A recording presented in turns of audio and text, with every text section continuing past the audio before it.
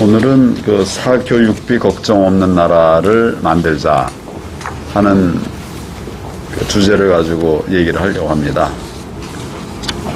마스크를 내가 벗고서 나만. 아이 키우기 정말 힘든 세상이 됐습니다. 아이가 커가면서 드는 사교육비 얼마나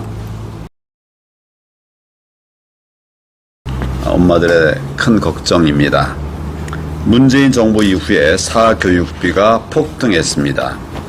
고등학교 월 평균 사교육비는 최근 5년 사이에 월 26만 2천 원에서 38만 8천 원으로 무려 48% 올랐습니다. 그리고 체감 교육비, 실제 교육비 부담은 훨씬 더 크다고 합니다. 공교육이 무너지면서 학생들의 학력 저하가 계속되자 학부모들은 이제 이것에 대해서 큰 걱정을 하면서 학원 사교육으로 몰려들고 있습니다. 특히 고교 입학과 대학 입학 전형에서 학교 내신의 반영 비중을 증가시키면서 내신 사교육비가 폭등하고 있는 상황입니다. 문재인 정권은 사교육비 증가 문제를 해결하는 것을 사실상 포기한 것으로 보입니다.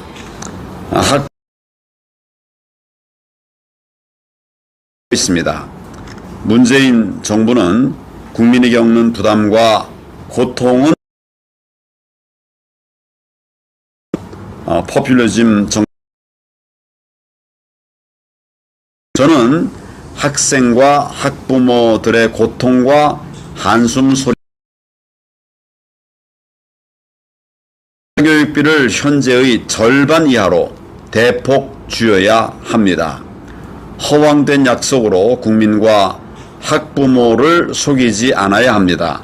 그래서 절반 사교육비 정책에 대해서 준비를 했습니다. 첫째, 절반 사교육비를 위해서는 대학 입시를 수능 전형 중심으로 대폭 바꿔야 합니다. 수시가 아니라 수능으로 그 입시 제도를 대폭 개선해야 된다 하는 얘기입니다. 이를 통해서 중고등학교 내신 경쟁을 크게 완화하고 또 내신 사교육비를 절반으로 줄일 수 있습니다.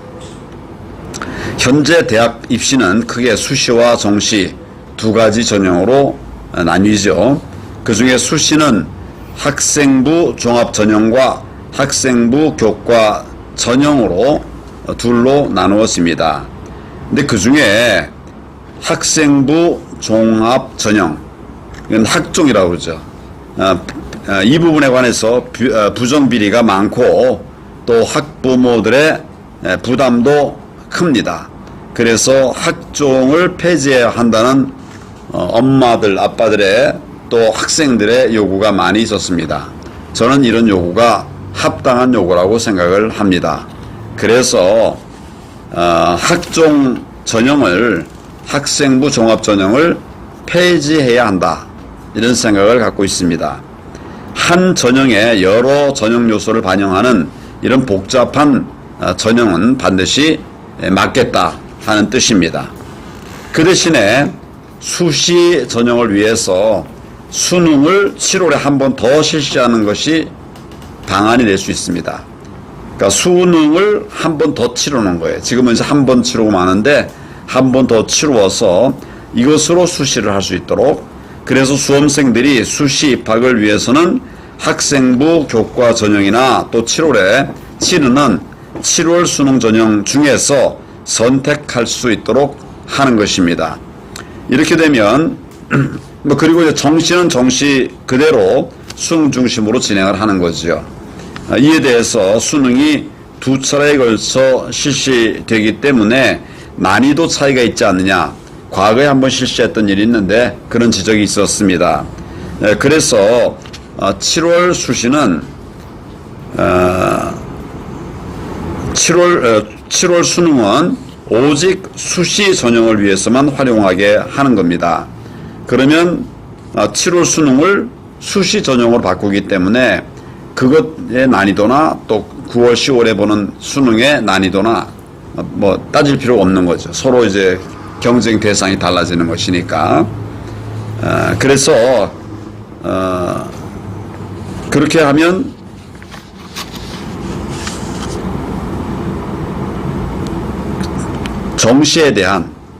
정시와 수시의 그 비중과 부담들이 조정이 돼서 전체적으로 이제 학생들의 부담 또 학부모들의 부담도 확 줄어들 수 있게 되는 것이죠. 결과적으로 수능으로 선발하는 학생의 비율을 현재 정시에서 22%를 선발하는 것을 포함해서 수시에서 35% 그렇게 더 선발할 수가 있을 것입니다. 이렇게 한다면은 전체적으로 50% 이상을 수능으로 선발하는 결과가 될 것입니다. 내가 총리 시절에 그 학부모들이 정시 전형을 높여달라 이래가지고 그때 이제 상황이 30%였어요. 민주당에서는 그걸 40% 올리겠다고 했고 나는 50%까지 올리자 이런 얘기를 했었습니다. 이런 지금 내가 설명한 이런 설계를 토대로 해서 얘기를 한 것이에요. 근데 학부모들은 수시를 줄이고 정시를 늘려달라고 그러는데 지금 이 정부 들어와서 내가 총리 때 30%였던 게 22%로 오히려 줄어들어 버렸어요. 학생들의 고통, 학부모들의 고통은 아랑곳하지 않고 이렇게 입시 제도를 막 바꾸어 왔던 것입니다. 그래서 사교육비의 부담과 각종 비리의 온상이 되었던 학종을 폐지하고 수시용 7월 수능 시험을 실시함을 통해서 대학 입시를 위한 사교육비 부담을 대폭 절감할 수 있다 하는 것이 첫 번째 방안입니다. 둘째는 유아부터 고등학교까지 돌봄 교육, 방과 후 교육을 전면 확대해서 이 부분의 사교육비를 아예 없애는 방안을 검토하고 있습니다. 먼저 유아 교육에 대한 유아 교육에 대한 국가 책임제를 도입해야 합니다. 유아 교육에 대한 국가 책임제 도입해야 합니다. 유아에 드는 보육과 교육비가 대학 교육비만큼 들어간다고 합니다. 이런 상황은 정말 우리 부모들을 힘들게 하는 것이죠. 유아에 대한 무상 교육과 또 무상 보육을 전면 시행해서 학부모가 부담 없이 아이를 키우고 또 교육할 수 있도록 해야 합니다. 또 돌봄 교육을 유초등학교에서 중학교까지 확대해야 합니다. 유초등학생만 문제인 것이 아니라 중학생도 문제가 마찬가지입니다. 그래서 유초 중학교를 학교에서 온종일 돌볼 수 있게 그렇게 하는 것이 필요합니다. 돌봄 교육은 아이를 돌보는 수준에 머물지 않고 학습 지도 교사를 배치하거나 보강을 해서 학부모 대신에 아이의 숙제를 돌보고 또 복습과 예습을 시켜서 아이가 학원에 다니지 않아도 되도록 그렇게 만들어 가는 것입니다. 그래서 부모님 퇴근 때까지 아이를 학원에 보내는 돌봄 사교육비를 완전히 없애도록 할 수가 있는 것입니다. 셋째는 학교 내신과 수능 사교육을 대체하는 사교육 대체 무상교육 서비스를 대폭 확대하는 것입니다. 이 무상교육 서비스의 질도 확 높여야 합니다. 높일 수가 있고 정책 방향만 바로잡히면 실현 가능한 정책입니다. 먼저 EBS 수능 교육의 질을 높여야 합니다. 차세대 EBS 교육 서비스를 도입해서 수능과 내신, 논술과 예체능 교육 또 더 나아가서는 진로, 진학, 또 직업 컨설팅까지 완전하게 지원하도록 그렇게 해야 합니다. 학교별 최첨단 미래형 학습 관리 시스템을 도입해서 운영하는 것도 필요합니다. 학생, 학부모, 또 교사 모두가 이용할 수 있는 시스템입니다. 온라인 학습은 물론이고 진로, 진학, 또 직업 정보 등의 다양한 방법으로 활용을 할 수가 있는 시스템이 필요합니다. 학생, 학부모, 교사가 같이 이 시스템을 통해서 학습을 함으로써 사교육이 확 줄어들게 될 수 있습니다. 저는 공교육 정상화를 통해서 사교육비를 반드시 절반 이하로 줄이는 노력이 필요하다고 생각을 합니다. 많은 분들은 이게 그러면 좌파 정책과 어떻게 다르냐 뭐 이렇게 얘기를 할 수 있습니다. 결국 이제 좌파의 정책들은 모든 사람에게 균등한 교육, 이런 기치 아래 결과적으로 모든 사람들이 더 하향 평준화되는 이런 시스템을 만들어 왔습니다. 우리는 우리 미래 세대가 이런 질 낮은 교육을 받게 할 수 없습니다. 그러면서 많은 부담이 드는 그런 교육을 받게 할 수도 없습니다. 부담 줄이면서 좀 혁신적으로 또 학력은 올라갈 수 있도록 하는 이런 정책 기반이 필요하기 때문에 오늘은 사교육비 부담 없는 그런 교육 정책을 말씀을 드렸습니다. 혹시 뭐 질문이 있거나 그러면 한번 질문을 좀 해보시죠.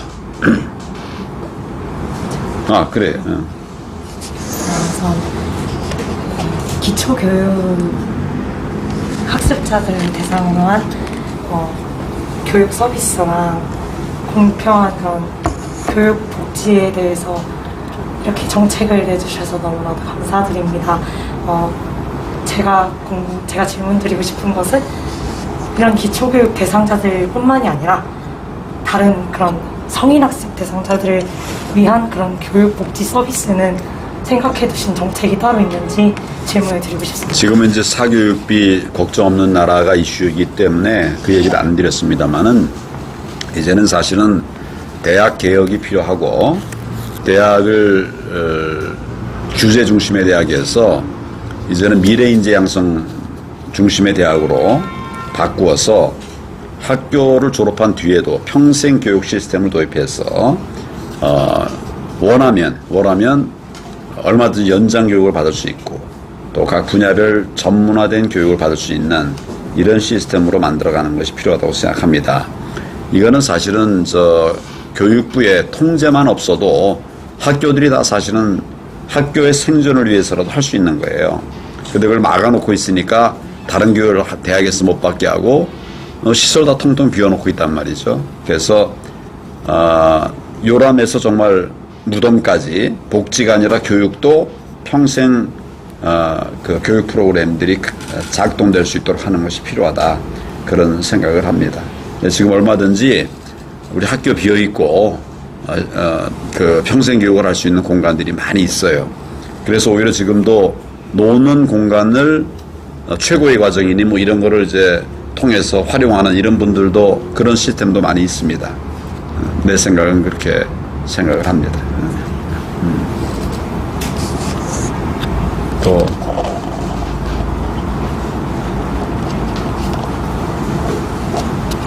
별 관심들이 없나 보다. 응? 그래.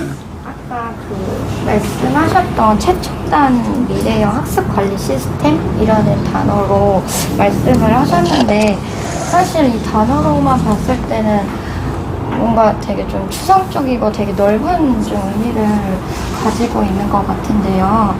혹시 구체적으로 생각하고 계신 거나 아니면 다른 나라에서 구축하고 있는 뭔가 그런 예시 같은 거나 그런 게 혹시 있는 건지가 궁금합니다. 그러니까 이제 EBS에서 사실은 그 과외가 없어도 대학 가는데 입시 준비하는데 부족함이 없도록 하자, 이래서 엄청난 돈을 들여가지고 EBS를 만든 거거든요. 근데 EBS가 사실은 이제 본연의 목적에서는 벗어난 어떻게 보면 저 정치 방송도 하고 뭐 이렇게 이제 됐죠. EBS가 본래의 출범 목적대로만 그렇게 한다면 우리나라 최고의 강사가 강의한 것을 거기 담아서 요즘으로 말하면 동영상으로 또 이제 어려서 수업을 또 게을리 하는 사람들을 위해서는 이렇게 감독 시스템도 병행해서 그렇게 할 수 있거든. 예를 들어서 이제 뭐 이 일정한 시간 동안 반응이 없으면 그럼 그 워닝을 하는 거예요. 아무개 학생 지금 잠 깨라고 이렇게도 하고. 근데 이런 거를 이제 학부모들도 같이 참여해서 할 수 있는 그런 토털 시스템으로 이제 만들어 가면 좀 부족한 학생은 부모들이 옆에서 도와줄 수도 있고 또 이제 스스로 잘하는 사람들은 뭐 교육하게 할 수도 있고 아까 얘기한 것처럼 TV 틀어놨는데 교육방송을 틀어놨는데 딴짓하는 이런 것들도 이제 막아낼 수 있는 시스템도 있고 뭐 이런 그렇게 해서 공부한 학습한 내용들을 또 이제 전산 시스템에서 분석을 해서 평가를 하는 거죠. 평가를 통해 가지고 이 학생이 부족한 게 뭔가 뭐 이런 것을 이제 분석을 해서 그 개인적으로 정보를 주는 거죠.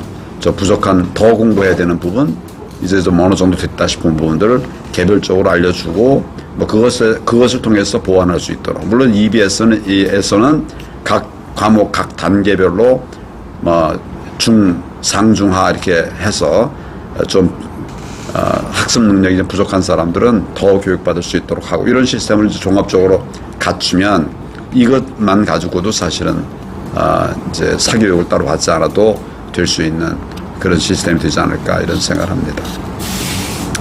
나는 우리 선생님들이 학원 선생님들도 훌륭하죠. 근데 공교육 선생님들이 못지 않다 이런 생각을 해요. 못하지 않다. 왜냐하면 뭐 언젠가 얘기했지만은 임용고시 다 봐가지고 저 교사 선생님 되잖아요. 그 학원 교사 선생님들 임용고시 같은 건 안 볼 거예요. 실력으로 이제 되는 거거든요. 그러니까 얼마나 이제 그 학생들의 수요에 맞춰서 노력을 하는가에 따라서 차이가 나는 거죠. 그러면 선생님들도 그렇게 성과가 있는 선생님에게는 뭐 경우에 따라서는 지금 다른 교사가 받는 그 페이보다도 뭐 2배, 3배를 드릴 수 있는 이런 여기도 이제 결과적으로 뭐 교육을 성과라고 말하기는 어렵지만 그렇게 이제 노력한 만큼 또 뭐라고 그래야 돼요? 선생님들 월급도 좀 더 올라가는 이런 시스템을 이제 만들어 가야 된다 이런 생각을 해요. 그래서 내가 옛날 고등학교 다닐 적에는 우리 학교 선생님이 최고의 과외 선생님이에요. 우리 대한민국 최고의 과외 선생님들이 우리 학교에 있었다고. 그리고 선생님한테 강의 듣고 그러는 것만 갖고도 뭐 하기 나름으로 아주 잘할 수도 있었고 그랬는데 지금은 이제 그게 좀 많이 무너져서 안타깝게 생각을 하고 정말 교육 혁신을 통해서 정말 나는 공교육 제대로 받으면 그것만 제대로 해도 대학 가는데 아무 문제가 없는 나라 만들 수 있다고 생각해요. 나는 대체로 그렇게 했어요. 그리고 난 그렇게 했기 때문에 가능성도 보는 거고. 교육부에서는 특목고 폐지를 주장하고 있는 걸로 알고 있는데 혹시 대표님께서는 특목고 폐지에 대한 주장을 어떻게 생각하시는지. 결국은 이 정부는 다 하향 평준화예요. 학력도 다 하향 평준화. 좀 뭐 잘하는 거를 못 보는 것 같아요. 근데 특목고는 정말 다양한 뭐 본인의 자질이나 또 역량에 따라서 다양한 형태의 교육을 받게 하고자 하는 것이거든요. 우리 자유민주주의의 특징 중에 하나는 다양성입니다. 획일성이 아니라 다양성.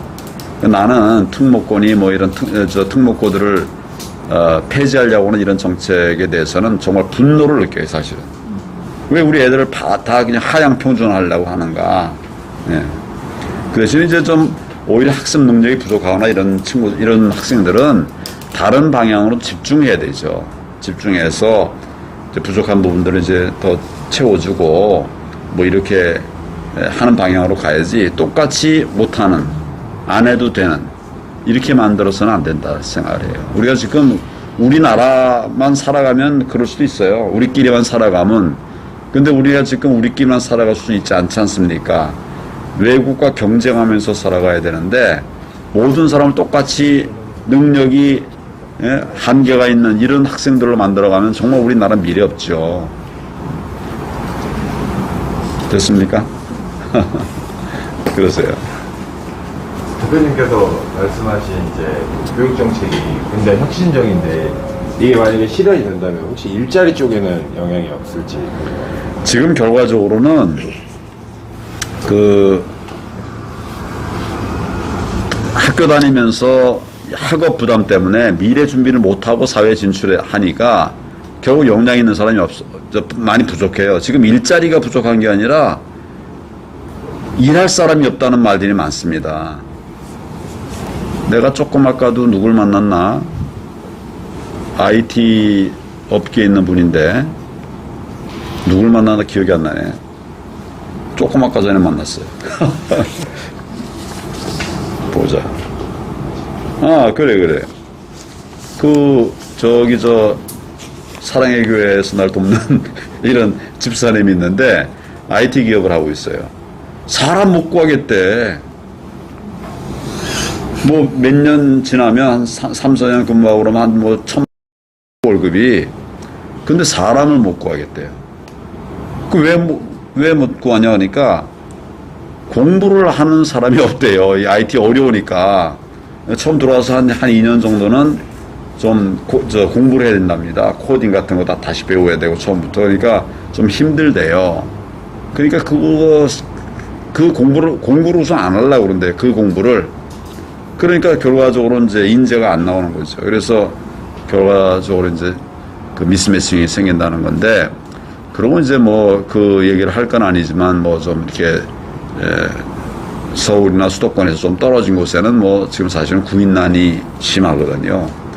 그래서 이제 그러면 거기로 가라. 이건 또 안 되는 거예요. 우리 원하지 않는 데도 가라고 합니까? 그래서 좀 우리의 역량을 좀 길러서 지금 필요한 수요를 채울 수 있는 이런 사람을 만드는 것이 필요한 것 같고, 그 다음에 이제 일 자리 그 자체를 만드는 것은 제일 중요한 거는 나는 경제가 활성화되는 것이라 이렇게 생각해요. 경제가 활성화돼서 이제 성장하게 되면 성장하는 만큼 일을 늘려가게 되잖아요. 그러면 일자리가 늘어나는 거예요. 첫째는 경제를 활성화시키는 거. 둘째는 규제를 확 풀어야 돼요. 규제. 예를 들어서 언젠가 내가 얘기했나요? 갈라파고스 7대 규제 얘기했잖아요. 그것만 없애도 일자리가 92만 자리가 새로 생긴다. 이런 말이 있었거든요. 그래서 일자리는 그렇게 만들고 또 그 미스매칭이 생기지 않도록 일 원하는 사람과 인력을 구하는 사람 사이에 미스매칭이 생기지 않도록 하는 거, 그것도 굉장히 중요할 것 같습니다. 내가 지금 통계는 잘 모르겠어요. 옛날 총리 시절에는 현재 일자리를 구하는 그 기업이 100만 명을 구하고 있다, 이런 얘기를 들었어요. 그러니까 대개 좀 다 지방에 있는 중소기업 뭐 이런 거겠죠. 하여튼 뭐 100만 명의 일할 사람이 필요한데 서울에서는 일자리가 없다고 계속 그런 미스매칭. 그러니까 내가 언젠가 한번 남해안 특구 한번 얘기를 했어. 남해안 특구를 만들겠다, 뭐 그런 얘기를 한번 했었을 거예요. 남해안 특구 벨트를 만들겠다. 근데 그게 이제 뭐냐 하면, 우리나라 뭐 좁은 나라인데 이게 뭐 서울하고 이렇게 저 남쪽이 왜 이렇게 차이가 많이 나나. 이걸 극복하려고 그러면 이제 서울에서 예를 들어서 해남이나 뭐 부산이나 이런 데까지 1시간 내에 왔다 갔다 하면은 서울에서 서울 왔다 갔다 하는데 1시간 걸리는데 태반이잖아요. 근데 그러면 공간의 문제가 해결되고, 둘째는 이제 먼저 사람 들어오라고 하고 하지 말고 먼저 국가가 정말 예산 투입을 해서 거기에 좋은 이제 무슨 교통시설 만들어 놓고 그 다음에 이제 병원, 학교, 좋은 학교 만들어 놓는 거예요. 학생 없어도 선투자를 해야지, 나라가. 그래서 무슨 민족사관학교 같은 거, 이런 걸 나라에서 만들어가지고, 그래서 이제 좋은 학교 많이 만들어 놓고, 몇 개 만들어 놓고, 그 다음에 병원도 또 필요하니까 병원 짓고, 또 문화예술, 1000석짜리 오페라 할 수 있는 이런 것도 좀 미리 만들어 놓고, 이런 게 사실은 굉장히 많은 돈이 드는 것 같지만, 몇천억이에요. 다 하면 아마 몇 조면 될 거예요. 몇 조면. 아니, 이제 이 인프라 까는 거 좀 더 들겠구나. 그러나 하여튼 그렇게 개발을 해놔야지, 그렇게 이제 해놓으면, 내가 볼 때 한 10년, 15년 정도 이렇게 투자를 하면은 이런 문제들이 다 해결되거든요. 그러면 서울하고 남해가 차이가 있을 게 없어요. 1시간이면 남해 가는데, 서울에 볼 일이 있어 1시간이면 오면 되는데, 거기가 또 오페라도 보고, 또 아프면 병원도 아주 딱딱 이렇게 삼성병원 같은 수준의 이런 것들을 얼마든지 할 수 있는 거거든요. 그래서 이제 그렇게 되면 이제 지방에 있는 일자리, 그런 일자리를 우리가 활용할 수 있는 거죠. 그러니까 조금 더 이렇게 장기적인 플랜을 가지고 국정을 운영해 나가야 이게 결국 우리 젊은이들의 고통을 줄이는 방안이에요. 그냥 이렇게 무슨 실업 수당 주고 이렇게 하는 거는 정말 부작용이 많은 거거든요. 요즘은 최저임금보다 실업 수당을 더 많이 준다고 그러대. 거의 비슷한 정도로 아마 주는 모양이에요. 그러니까 이제 그러니까 취직해가지고 어지간한데 취직해가지고 받는 거나 좀 일하다가 그냥 실업수당 받고 이렇게 또 하는 거나 마찬가지다 이런 생각을 하는 사람도 있다고까지 하니까 참 답답한 일이죠. 또 다른 질문 있으면. 우선 아까 질문 하나 있으니까 질문 안 하는 우리 날카로운 질문을 하는. 일단 우선 이렇게 교육 정책에 대해서 자세하고 상세하게 설명해 주셔서 너무 감사합니다. 저 개인적으로는 어떻게 보면 국민적으로 생각했을 때 우리나라 교육 정책이 상당히 점수 위주로 편향되어 있는 그런 무슨 위주로? 점수 위주로. 점수? 예, 점수. 네, 맞아. 점수 위주로 교육 정책이 많이 편향돼 있다 보니까 이게 결과적으로는 점수는 높게 올라가지만 좀 안 좋은 방향으로는 이를테면은 창의력이 굉장히 낮아지고 또 사고력이 굉장히 낮아지는 그런 안 좋은 현실을 야기하게 됐는데, 이제 해외 선진국 같은 사례들을 보면은 좀 토론형 그런 수업이라든지 토론형 학습이라든지 이런 걸 많이 활용을 해서 학생들의 사고력과 창의력을 동시에 높이고 또 학업 그런 만족도라든지 아니면은 점수까지도 동시에 높아지는 그런 사례들을 보게 됐었거든요. 그래서 혹시라도 대표님께서 이렇게 교육 어떻게 보면 혁신에 대한 걸 말씀해 주고 있으시니까 혹시 이런 부분에 대해서도 우리나라 교육 정책에 반영시키실 그런 의향이 있으신지를 좀 여쭤보고 싶었습니다. 100% 동의합니다. 나는 우선 전에 한번 얘기했지만 교육부를 없애야 된다. 전에 그런 얘기 내가 한번 했죠. 교육부를 없애고, 지금 교육부를 없애고, 미래인재부 이런 걸 만들어서 우리 미래를 구상하고 우리 인재들을 키우는, 미래 인재를 키우는 이런 일만 교육부가 하고, 교육에 대한 구체적인 이런 것들은 대학 교육은 대학교에 자유롭게 맡기고, 중고등 과정은 우리 교육청에다 맡겨서 그렇게 이제 자연스럽게 자율적으로 키워가는 게 좋겠다. 그러면 전체적인 방향은 어떻게 하는 거냐? 그동안 우리가 계속 주입식 교육을 했잖아요. 내가 전에 한번 예를 들었을 거야. 아마 내가 고등학교 1학년 때 정통 종합영어를 7번 읽었다는 얘기는 했죠. 그래서 폭형 명사가 몇 개, 열 몇 개가 다 외우고 있다니까? 근데 뭐해? 대화가 안 되고 리스닝이 잘 안 되잖아요. 계속 그 책만 보고 있어가지고. 이거는 사실은, 좋은 방법이 아니에요. 그리고 내가 이제 청년들을 옛날 지도할 때는 다 공부를 토의식으로 했어요. 그러니까 성경 공부 교재들도 그냥 설명식으로 되어 있는 것도 이제 토의식 질문을 하고 이제 교재 안에서는 뭐 추가적으로 또 생각하는 부분들을 같이 논의하는 방법을 하든 그 토의식 공부를 계속 했었어요. 근데 우리 학생들이 뭐 아주 우수한 학생들이 아니었어요. 우리 저 청년들이.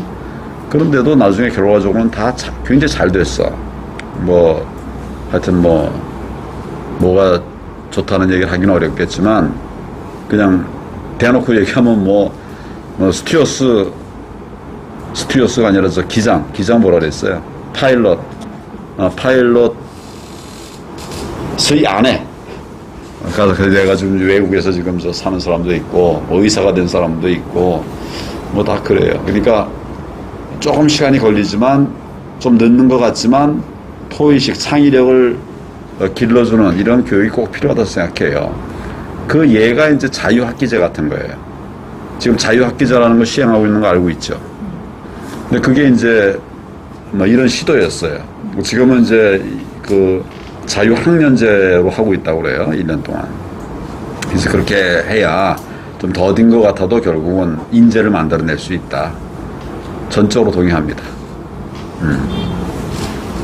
사실 아까 전에 질문을 드리려고 했던 게 자유학기제에 대한 질문이었거든요. 근데 자유학기제임에도 불구하고 그 학생들이 중학교 1학년 때까지는 자유학기제로 운영되었다가 중학교 2학년 때로 올라가면은 결국은 시험을 치르게 되어서 사교육을 또 받게 되는 그런 상황이 또 발생이 되더라고요. 이에 대해서 저는 자유학기제에 대한 한계를 느끼게 되는데 이에 대한 그런 해결 방안이라든지 이런 자유학기제가 좀 보완될 수 있는 그런 방안이 있는지 질문을 드리고 싶습니다. 그러니까 자유학기제는 그 자체가 목표가 아니에요. 자유학기제 그 자체가 목표가 아니고 이제는 좀 토론형, 개방형 교육을 하는 이제 과정으로 이렇게 생각한 거죠.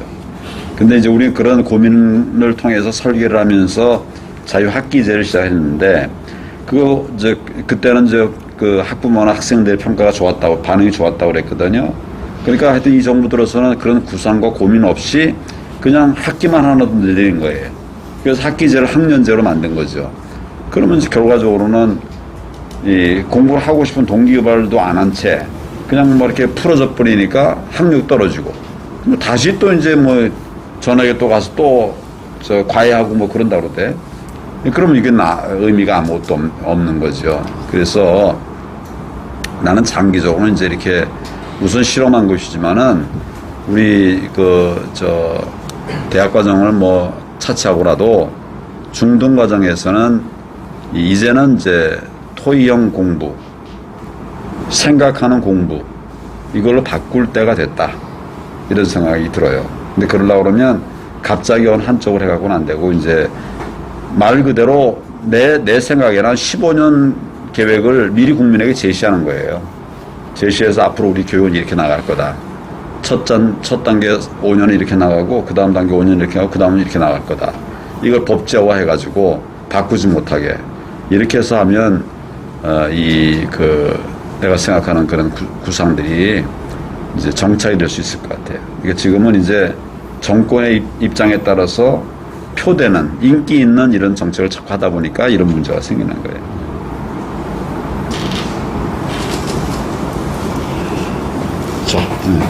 보통 혹시 과정이나 비교 과정으로 예체능 교육 같은 경우는 전문적으로 준비한 학생들이 있잖아요. 혹시 그런 학생들에 대한 교육 시스템을 어떻게 좀 생각을 하시는지 궁금합니다. 질문의 취지가 뭔가요, 그러면? 지금 과정, 학종, 네, 지금 학종 말고, 이제 기존의 다른 예체능 계열로서 이제 좀, 진학을 목표로 하고, 그런 특정 직업에 대해서 특별 전형이나 그런 논술 전형, 이런 쪽으로 이제, 목적을 가지고 나아가는 학생들이 있는데, 그런 학생들에 대해서 이제 아무래도 비교과 전형이다 보니까, 이런 경우에는 좀 어떻게 교육 정책을 좀 생각하시는지가. 그러니까 이제 하여튼 획일적 교육을 벗어나야 돼요. 획일적 교육을 벗어나야 되고, 예를 들어서 무슨 뭐 정시를 확대한다 하더라도 100% 정시로 갈 수는 없을 거예요. 내 생각에는 85% 내지 90% 정도에는 정시로 가고, 나머지 이제 예체능이라든지 뭐 또 장애가 있는 그런 학생들에 대한 부분이라든지 이런 부분은 좀 다양한 이런 그 전형을 허용하는 것도 필요하다, 이런 생각을 하고 있습니다. 그렇습니다. 오늘 발표해 주신 교육 쪽 정책이 굉장히 혁신적인 정책으로 저에게 들리는데, 제가 여기 계시는 어떤 분들보다도 가장 최근까지 고등학교에 다녔던 학생의 입장으로서 말씀을 드리자면, 정시 비중을 확대하신다고 하셨는데 정시를 1년에 2번 치르면서까지 정시 비중을 최소 50%, 많게는 방금 말씀하신 것처럼 80-90%까지 확대하신다고 생각을 하고 계시다고 말씀해 주셨는데, 50%. 네. 80-90%는 이제 아까 내가 그 소위 이제 수시 정시 전형으로 한다 하더라도 그걸로 100%는 다 못 하거든. 이제 그런 걸 이제 80-90%까지 생각하고, 나머지는 이제 아까 얘기하는 특수한 이런 교육 과정들을 거기에 이제 채워 넣는 것이 가능할 수 있겠다. 하여튼 그래도 정시를 늘리자 하는 그런 입장은 내가 네, 이제 실질적으로 생각을 해보았을 때 학교의 수업에 임하는 학생들의 태도나 분위기를 생각해 보았을 때, 사실 수능이라는 시험 자체가 한방 시험이라고 생각을 하는 경우가 굉장히 많고, 한방 시험, 한 번에 한 번에 이제 정말 내가 학교 생활을 어떻게 했던 간에 수능 한번 잘 보면 이게 대입에 있어서 굉장히 큰 역할을 할 수 있는 시험이기 때문에, 또 답이 정해져 있는 시험이기 때문에 굉장히 이 시험 하나에 정말 한 방에 모든 걸 거는 학생들이 있을 정도로 그런 분위기가 기존까지 많이 형성이 되어 왔는데, 만약에 이게 확대가 된다면 지금까지 수능을 가르쳐주는 수많은 EBS 전문 인강 강사들도 있었고, 정시를 준비하는 대부분의 학생들의 루트가 그런 교육을 통해서 공교육에 의존한 것이 아니라 정말 누구보다 수능에 전문화되어 있는 강사들이 있기 때문에 그 수업을 들으면서 오히려 그거에 정말 그거 하나에만, 그 한 방에만 모든 것을 걸고, 기존에 3년간 진행되는 학교의 기존 교과 수업에 대해서는 조금은 불성실하게 임하는 면이 있었던 것 같은데, 만약에 정시 비중이 확대될 경우에 이 학생들이 학교에서 진행되는 공교육에 수업에 임하는 태도가 조금은 문제가 될 수도 있지 않을까라는 우려가 들어서 이 부분에 대해서 어떻게 생각하시는지. 그래서 어떤 분들은 아주 과격한 분들은 정시를 100%로 다 정시로, 옛날엔 그랬었어요. 옛날에는 우리가 갈 때는 정시가 100%였었어요. 근데 그거는 이제 방금 얘기한 그런 이제 그렇게 하면 그런 문제가 생겨요. 근데 정시가 지금은 22%라고 그래요. 너무 적어진 거예요. 그러니까 수시가 많아지고 그 소위 대학 갈 수 있는 길들이 뭐 너무 다양해지니까 지금은 뭐 모르겠는데, 내가 뭐 한 10년쯤 20년쯤 전에는 3,000가지 방법이 있다고, 대학 가는 방법이. 그러니까 이렇게 되니까 결국 학생 학부모에게 큰 부담이 되는 거죠. 그러니까 그걸 잘 조율할 수 있는 이런 비중을 나는 이제 50대 50 정도로 그렇게 생각하면서 22% 정시를 50%까지는 올려야 된다. 그 방법으로 이제 수능을 수능만 확 올려가지고는 이제 지금 수시만 이렇게 해가지고는 안 되니까 그 수시를 수능으로 이제 대체할 수 있는 이런 방안들을 만들어서 내가 얘기를 하는 거죠.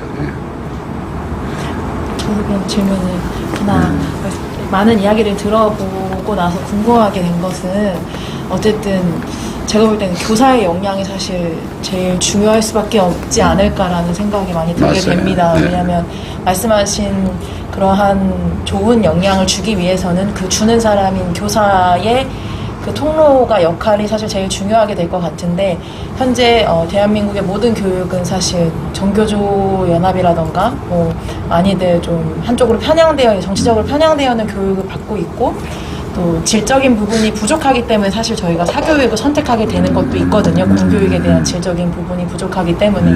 또 교사의 어떠한 그런 목표, 그러니까 지금 말씀해주신 그 뜻을 함께하고자 하는 그 마음이 있을 때 비로소 그 결과가 열매로 참 잘 맺어질 것 같은데, 그럼 교사의 역량적인 부분에 대해서는 어떻게 우리가 이제 보완을 해 나가야 될지 좀 많이 좀 그런 부분에 대한 궁금증이 생기게 되었습니다. 나는 이제 그 교사도 이제 성과급제를 해야 된다. 막 이름은 좀 다듬어야 돼요. 그러나 성과급제와 같은 이런 보수 시스템을 갖춰야 된다. 그래서 노력하는 분들은 공교육의 교사라더라도 뭐 예를 들어서 월급이 1,000만 원 정도, 지금 내 잘 모르겠는데 과외 선생님들은 아마 이보다 돈 더 많이 받을 거예요. 이제 공교육 선생님은 뭐 300-400 정도 이렇게 하지 않을까 이렇게 이제 생각이 되는데, 거의 경우에 따라서는 2배를 받을 수도 있게 하는 거죠.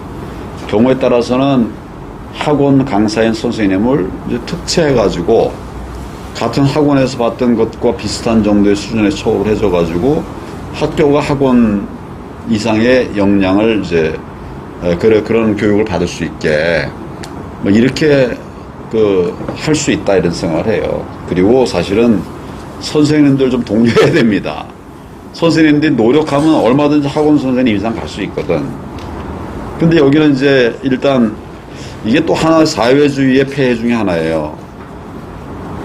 이 뭐라고 그래요? 평생 직장으로 이걸 딱 생각하면 노력을 안 해도 되거든. 그러니까 발전이 안 되는 거죠. 지금 이제 학원 선생님들은 최근에 뭐 어디 외국에서 나왔던 시험 문제 같은 것까지 다 입수해가지고 분석해가지고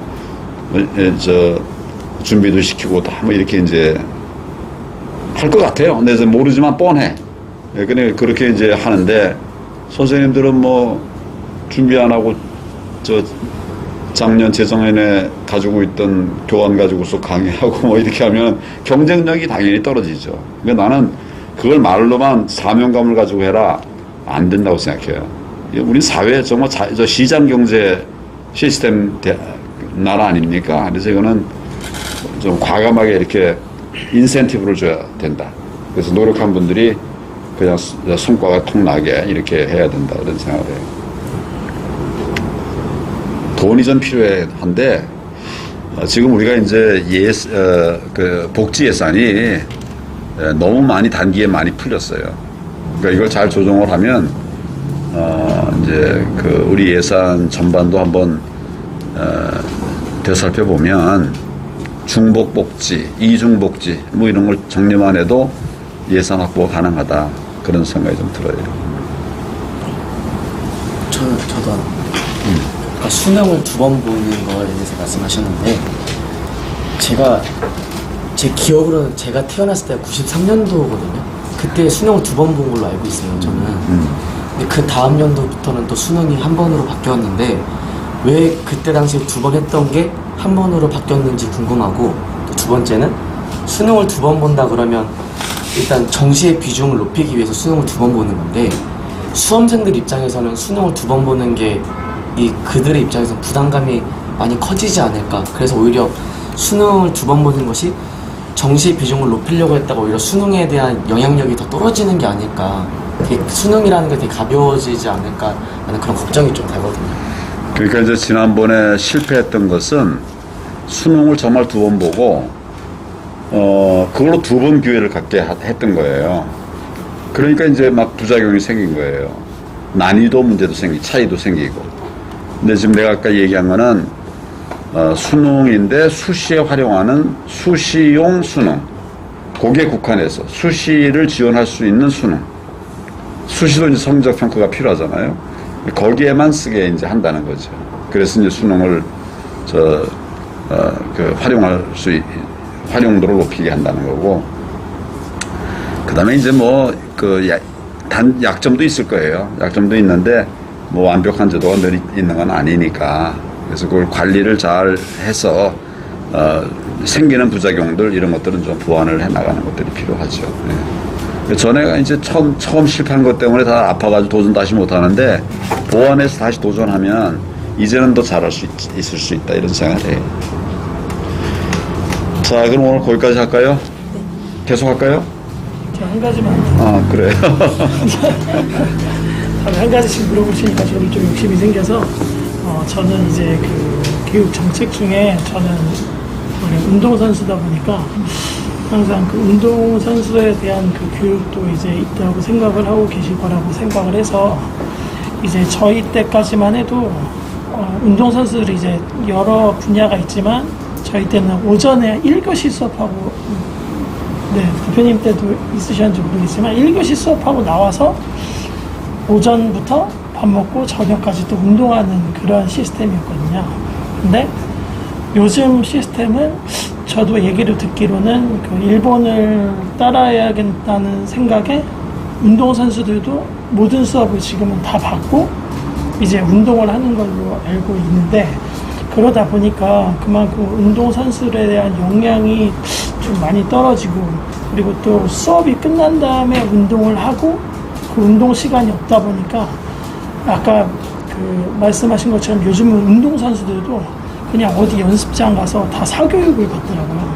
원래 같으면은 감독 코치한테 훈련을 받아야 되는데 자기네도 이제 부족하다고 생각을 하고 이제 어디 연습장을 가서 이렇게 사교육하는 거를 정말 많이 보고 있거든요.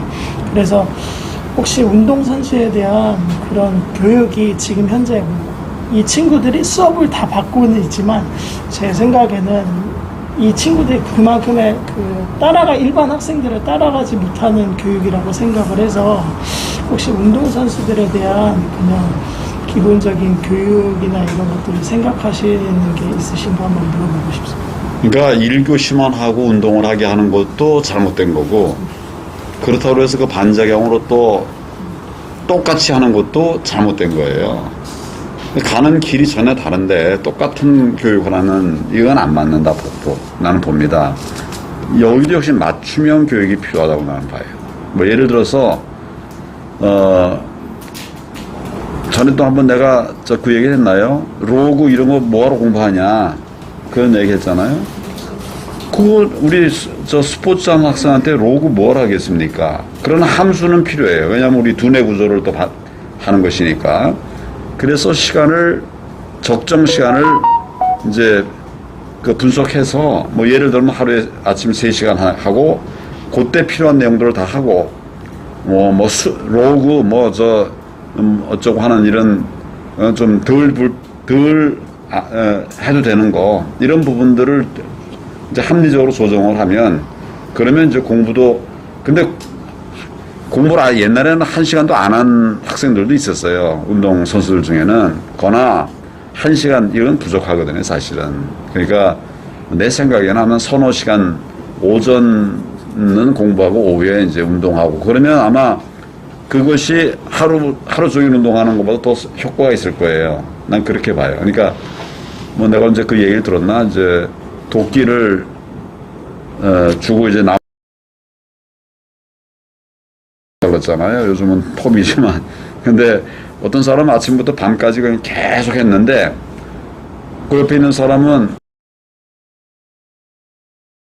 하다 놀다가 이렇게 했어요. 근데 저녁에 보니까 하다 놀다 하는 사람이 더 많이 캤어, 나무를. 왜 그랬을까요? 그 중간에 쉬는 시간에 칼도 좀 갈고 이렇게 한 거예요. 여유도 갖고 칼도 갈고. 그러니까 이걸 하루 종일 패기만 하니까 이 도끼가 날이 무뎌져 가지고 안 잘라지는 거예요. 근데 이제 그 사이사이 날을 갈고 그러니까 잘 이렇게 된 거죠. 그래서 이런 휴식과 집중 이런 것이 이제 잘 병용이 되는 게 필요할 것 같고 뭐 그냥 내가 만약 교육부 장관이거나 그렇다면 또 교육감이라 그렇게 된다면 3시간은 수업 집중적으로 잘하고 그 다음에 이제 1시간 정도는 수업을 하든지 운동을 하든지 그건 선택이다. 내가 좀 더 하는 게 필요하다 싶으면 그렇게 해서 오전은 이제 그렇게 보내고 오후에는 이제 그 운동에 집중하게 하고 이렇게 하는 것은 어떨까 뭐 그런 생각이 듭니다. 그래. 질문 하나만 더 여쭤볼까요? 아까 발표해주신 정책 내용 중에서 둘째가 이제 유아부터 중등 및 고등학교까지 돌봄 교육과 방과후 교육을 전면 확대해서 이제 사교육비를 이제 완전히 없애겠다는 이런 정책을 발표를 해주셨는데, 일단은 이렇게 국민의 부담을 낮춰지는 정책을 마련해 주시고 너무나 감사합니다. 근데 지금 어떻게 보면은 그 어느 때보다 국가적인 부담이 굉장히 큰 시기인 만큼 국민의 부담은 낮아졌지만 반대로 국가의 부담이 조금 더 커지는 건 아닌지 하는 그런 걱정이 앞서고요. 또 하나는 이렇게 대표님께서 정책을 만드실 때 국가에 부담하는 비용을 어느 정도 생각을 하고 책정을 하신 건지, 이렇게 돌봄 교육이 유아부터 고등교육까지 전부 다 확대되면은 그만큼 거기에 들어가는 인원들도 더욱더 많아질 것인데, 그거에 대한 책정을 어떻게 하실 것인지 궁금하고요. 또 한 가지는 어떤 방법으로 그런 금액들을 충당하실 것인지도 궁금합니다. 그러니까 이제 일자리 없다 그러니까 그냥 아르바이트 비슷한 일자리, 그래서 대학 강의 끝난 다음에 불 끄는 일자리, 이런 거를 만들어서 일자리라고 채워뒀잖아요. 이런 일자리는 사실은 만들면 안 되는 일자리입니다. 그러면 정말 봉사하든 이런 사람들이, 그러니까 일자리 아닌 것을 일자리처럼 가정해서 이제 만들어 놓은 것이죠. 예산을 그렇게 쓰면 안 되는 거예요. 요즘 지금 이제 우리 코로나, 전에 한번 내가 얘기했나요? 코로나 2년 동안에 5차례 그 추경을 했어요. 추가 경정 예산을 했는데 55조가 들어갔답니다. 이 55조의 3분의 1만 있으면 다 돼요. 무슨 말인지 알겠죠? 그러니까 예산 걱정을 할 필요가 없는 거예요. 우리가 잘못 쓰고 있는 부분만 조정을 해도 채울 수가 있는 거죠. 아마 돌봄 교육을 다 이제 한다고 해도,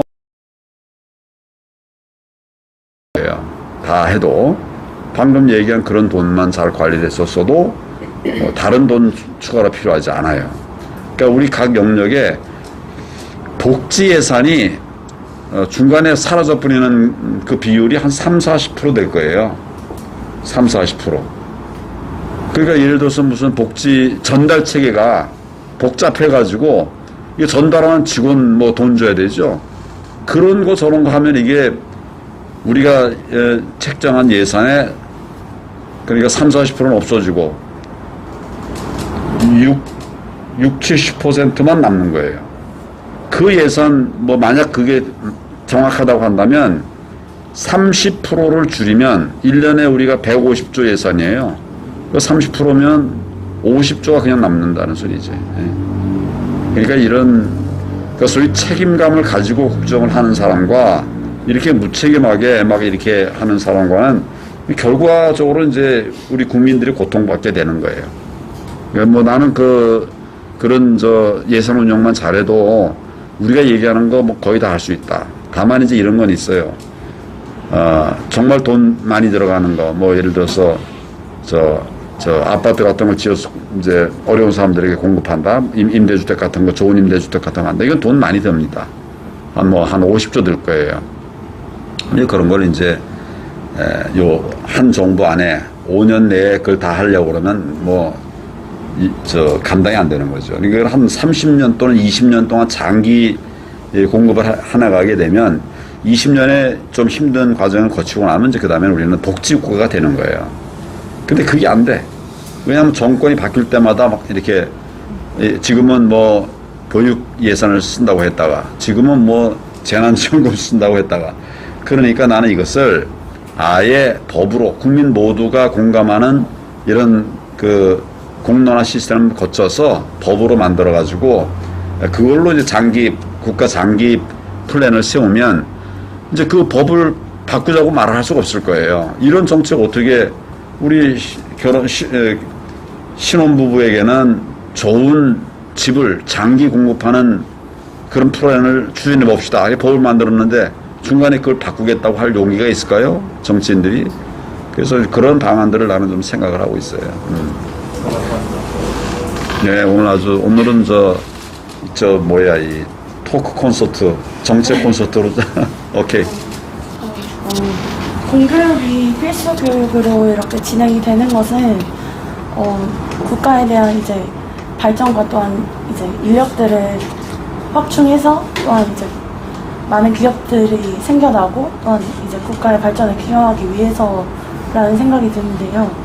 근데 사실 실질적으로 이렇게 공교육이 진행이 되었을 때 아이들의 그런 공동적인 목표가 대학교, 좋은 대학교, 좋은 이제 기업이 목표가 되고 이제 실질적으로는 어떤 직업을 가지고 싶은지 나의 꿈이 어떤 것인지를 그런 것들을 위해서 고민하는 것보다는 좋은 대학교를 가는 것 또한 좋은 기업을 들어가서 돈을 많이 버는 것에 사실 좀 포커스가 많이 맞춰져 있다는 생각이 드는데 진로를 충분히 탐색할 수 있는 그런 기회들이 좀 많이 확보가 되어야 된다는 생각이 듭니다.